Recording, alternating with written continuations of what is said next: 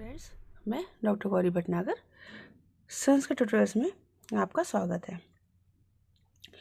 उत्तर रामचरितम का तृतीय अंक चल रहा था, जिसमें कि राम जो है वो पंचवटी में आके और वनवास की अवधि के समय की घटनाओं को और समय की विवरण को याद करके दुखी हो रहे हैं और सीता की याद कर रहे हैं। तब बासंती जो है वन देवता, वो राम को मन बहलाने के लिए, ध्यान हटाने के लिए और बातों के ध्यान लगाती है, लेकिन उन बातों से भी राम को सीता का स्मरण हो आते हैं।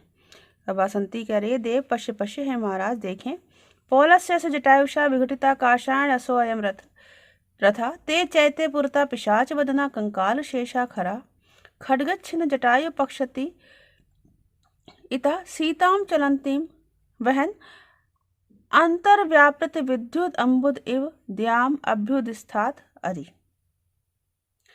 कह रहे हैं, अयम जटायुषा, यह जटायु के द्वारा विघटिता, तोड़ा गया, पौलस्य, रावण का। पौलस्य क्यों? रावण पुलस्य ऋषि की संतान था, इसलिए उसको पौलस्य कहा गया है। अपत्य अर्थ में डगपत्य होके पौलस्य बन गया। तो रावण का, पौलस्य रावण का कार्षणायस रथा, लोहे से बना हुआ रथ है। एते ते, ये ते वे, पुरता सामने, कंकाल शेषा, कंकाल मात्र शेष, अस्थि मात्र शेष, पिशाच वदना खरा, पिशाच वदना पिशाच के समान मुख वाले खरा गधे हैं। खर गधे कहते हैं, गधे हैं मीन्स उस समय के गधे मरे हुए हैं, जिनका कि कंकाल मात्र, अस्थि मात्र शेष रह गया है।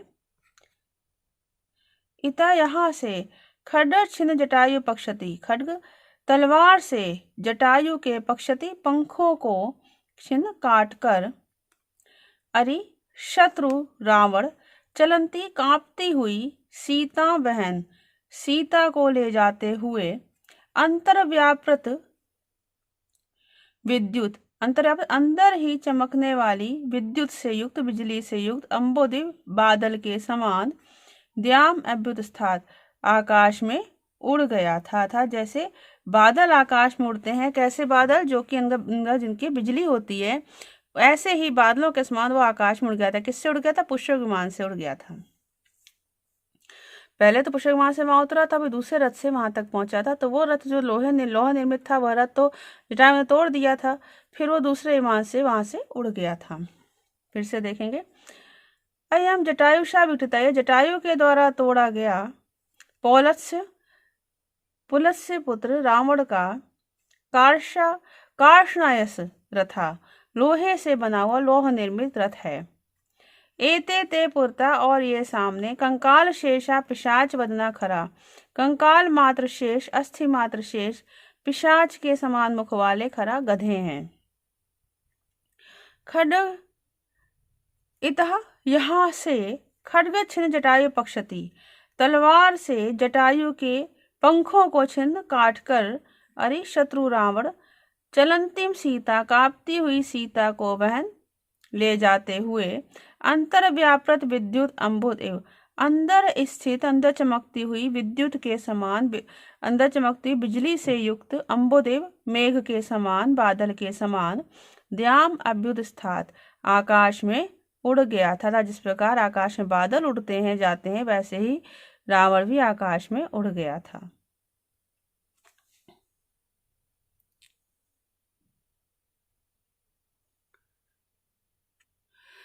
तो बादल से तुलना करने के कारण यहाँ पर उपमा अलंकार है। सीता जो है वो ये बात सुनकर डर जाती हैं और कहती हैं, सब हम डरते हुए, आर्यपुत्र तातो व्यापाद्यते, पिता अर्थात जटायु, पिता जटायु मारे जा रहे हैं, तस्मात् परित्रायस्व परित्रायस्व, उन्हें बचाएं बचाएं, अहम अपि अपहृण, मैं भी अपहृत की जा रही हूँ। सीता को वो सारी घटना याद आती है, ऐसा लगता है जैसे अभी ही घटित हो रहा हो सारा कुछ। तो सीता एकदम घबराकर बोलती हैं, आर्यपुत्र पिता जटायु मारे जा रहे हैं, उन्हें बचाएं, और मैं भी अपहृत की जा रही हूँ। राम भी ये सब सुन के अचानक सवेगम उठा है, वेग से उठकर कहते हैं, आ पापा अरे पापी, तात प्राण सीता अपहरण, पिता जटायु के प्राण और सीता का हरण करने वाले, लंकापति रावण, कोई आससी, कहाँ जाओगे।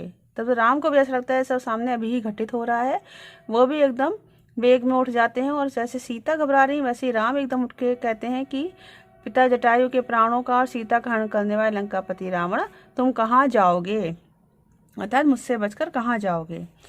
तथा वासंती जो कहती, अई देव अरे महाराज, राक्षस कुल प्रलय धूमकेतु, राक्षस वंश का प्रलय विनाश करने में धूमकेतु के समान, किम अद्यापिते मन्यो विषया, क्या अभी भी आपके क्रोध का विषय है, अर्थात अभी भी आपको उस पर क्रोध है।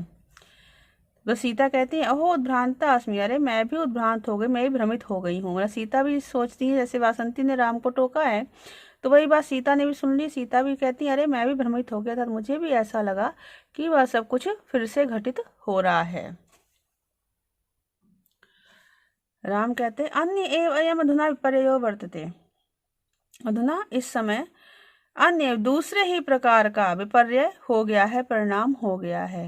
मतलब वो कहते हैं तब तो हरण किया था, तब दूसरी ही बात थी, तब जो वियोग था वो रावण की मृत्यु तक ही था, लेकिन अब दूसरी प्रकार का परिणाम हो गया, अर्थात अब जो वियोग है उसका कुछ अंत नहीं है।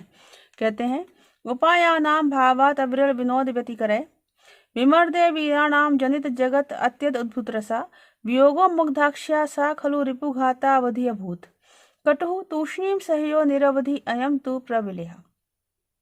कह रहे हैं, उपायानाम भावात, उपायों के, भावात रहने से, अर्थात उपायों के होने से, स्थित होने से, अविरल विनोद व्यति करे, अविरल लगातार विनोद व्यति करे, विनोद के संबंध से युक्त, अर्थात उपायों के होने से लगातार ऐसा था कि हाँ सीता मिल ही जाएंगी, तो विनोद के संबंधों से युक्त, वीराणाम विमर्दे, वीरों के युद्धों से, जगत जनित जगत अद्भुत रसा, जगत संसार में अत्यधिक अत्यद्भुत अत्यधिक अद्भुत रस को जनित उत्पन्न करने वाला, मुग्धाक्ष्या सुंदर नेत्रों वाली यथा सीता का सहवियोगा वह वियोग, रिपुघातावधि अभूत खलु, रिपुघाता शत्रु की घात में, शत्रु के वध की अवधि तक ही, शत्रु के वध के समय तक ही, अभूत खलु रहने वाला था। मतलब राम कह रहे हैं कि तब उपाय भी थे और लगातार पता भी चल रहा था कि वहां पर है सीता, तो सारा कुछ पता था, और वीरों के द्वारा युद्ध से जो अद्भुत रस अत्यंत उत्पन्न हुआ था, मीन्स वानरों के द्वारा जो युद्ध किया गया था अद्भुत था। तो इस प्रकार से वो सीता का जो वियोग था वो केवल उतना ही था कि रावण की मृत्यु तक ही सीमित था, उसके बाद वो वियोग दूर होने वाला था। लेकिन कह रहे हैं, कटु तूष्णीम सह, लेकिन कटु मीन्स कठोर, तूष्णीम सह चुपचाप सहन करने वाला, अयम तू यह तो, प्रबलय यह वियोग तो, यह सीता का वियोग तो, निरवधि अवधि रहित है, अर्थात इसकी तो कोई सीमा ही नहीं है, सीमा रहित है। न तब तो पता था कि रावण का वध हो जाएगा और सीता मिल जाएंगी, लेकिन अब तो जो ये वियोग है इसकी तो कोई अवधि ही नहीं है, पता नहीं मिलेंगी भी या नहीं मिलेंगी। फिर से देखेंगे, उपायानाम भावात, उपायों के भावात रहने से, अविरोध विनोद व्यति करे, लगातार विनोद के संबंधों से युक्त, वीराणाम विमर्दे, वीरों के युद्धों से, जनित जगत अति अद्भुत रसा, संसार में अत्यधिक अद्भुत रस को उत्पन्न करने वाला, मुग्धाक्ष्या सुंदर नेत्रों वाली सीता का, सवियोगा वह वियोग, रिपुघात अवधि अभूत खलु, शत्रु के विनाश की अवधि तक, शत्रु के वध की अवधि तक, वध के समय तक ही अभूत खलु रहने वाला था। लेकिन कटु तूष्णिम, किंतु कठोर और तूष्णिम सहयोग चुपचाप सहन करने वाला, अयम प्रबल्या यह सीता का वियोग, निरवधि अवधि से रहित है, अर्थात सीमा से रहित है, इसकी कोई समय सीमा निर्धारित नहीं है। सीता कहती हैं, यह सब सुनकर, बहुमानिता आसिम पूर्व विरह, पहले के वियोग में तो मैं अत्यधिक सम्मानित हुई थी। क्यों? क्योंकि तब धोखे से रावण ने हरण किया था। निरवधि अति हा हताशमी, किंतु इस अब निरवधि ये अवधि शून्य, अर्थात इसकी कोई समय सीमा नहीं है, इस बात से तो हताशमी मैं हत हो गई हूँ, मारी गई हूँ, अर्थात मैं बहुत अधिक दुखी हो गई हूँ। क्यों? राम ने खुद ही कह दिया ऐसी कोई समय सीमा नहीं है, अर्थात पता नहीं मिलन होगा भी कि नहीं होगा। तो इस बात से लेकर सीता बहुत ही दुखी हो गई हैं। राम कहते कष्टम भो, अरे कष्ट है, दुख है। व्यर्थम यत्र कपीन्द्र सख्यम अपि मे वीर्यम हरिणाम वृथा प्रज्ञा जामवतो न यत्र न गति पुत्र से वायो अपि मार्गम यत्र न विश्वकर्म तनिहा कर्तुम नलो अपि क्षमा सौमित्रे अपि पत्रीणाम विषय तत्र प्रिय क्वासी में। यहाँ से उठाएंगे प्रिय, हे प्रिय, हे प्रिय सीते। यत्र जहां में मेरी कपेन्द्र सख्यम अपि, कपेन्द्र वानरों के राजा सुग्रीव के साथ की सख्यम भी मित्रता भी व्यर्थ है, व्यर्थम व्यर्थ है। हरिणाम वीर्यम वृथा, हरिणाम वानरों का पराक्रम, वानरों की वीरता व्यर्थ है। यत्र जहां जामवंतो प्रज्ञाना, जामवंत की बुद्धि समर्थ नहीं है, क्योंकि जामवंत सबसे बुद्धिमान थे, तो जहाँ जामवंत की बुद्धि समर्थ नहीं है। वायुपुत्र से अपि गति न, जहाँ वायुपुत्र हनुमान की भी गति नहीं है, पहुंच नहीं है। यत्र विश्वकर्म तनया मार्गम ना, जहाँ विश्वकर्मा के पुत्र अर्थात विश्वकर्म तनया नलो अपि मार्गम कर्तुम क्षमा, मार्गम कर्तुम ना क्षमा, जहाँ विश्वकर्मा के पुत्र नल भी मार्ग बनाने में, कर्तुम बनाने में ना क्षमा, समर्थ नहीं है।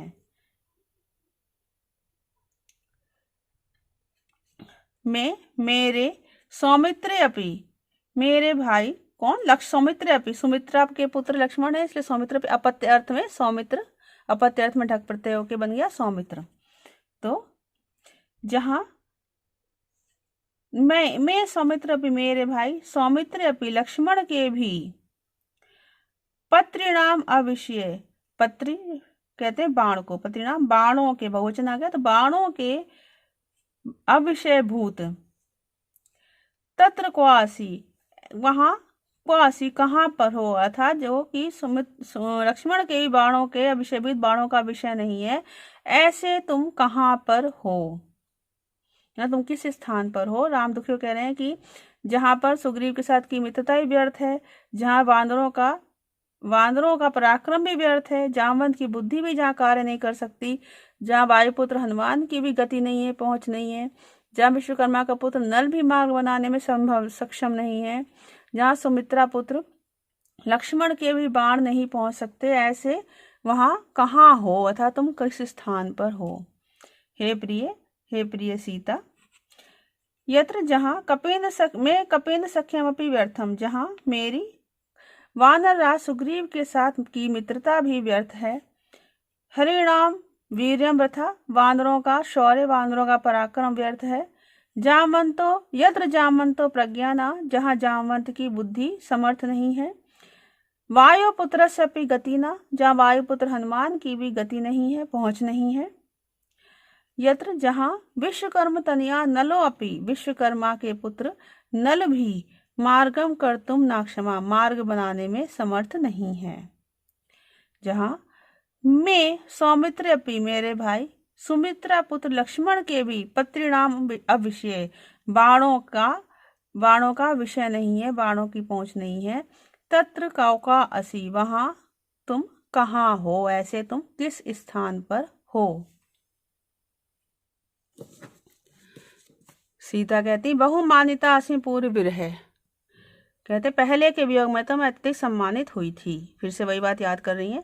राम कहते सखी वासंती दुखाय सुहृदाम इदानीम राम दर्शनम, वासंती कह रहे हैं कि इदानीम इस समय राम का दर्शन सुहृदाम मित्रों के लिए दुखाय, दुख का कारण है। क्यों, राम अपने साथ साथ वासंती को भी दुखी कर रहे हैं, इसलिए कह रहे हैं इस समय तो राम का दर्शन मित्रों के लिए भी दुख का कारण है। कियत् चिरम त्वाम रोदिष्यामि, और कितने समय तक तुम्हें रुलाऊंगा। तद अनुजानी ही माम गमनाय, तो मुझे जाने के लिए अनुमति दे।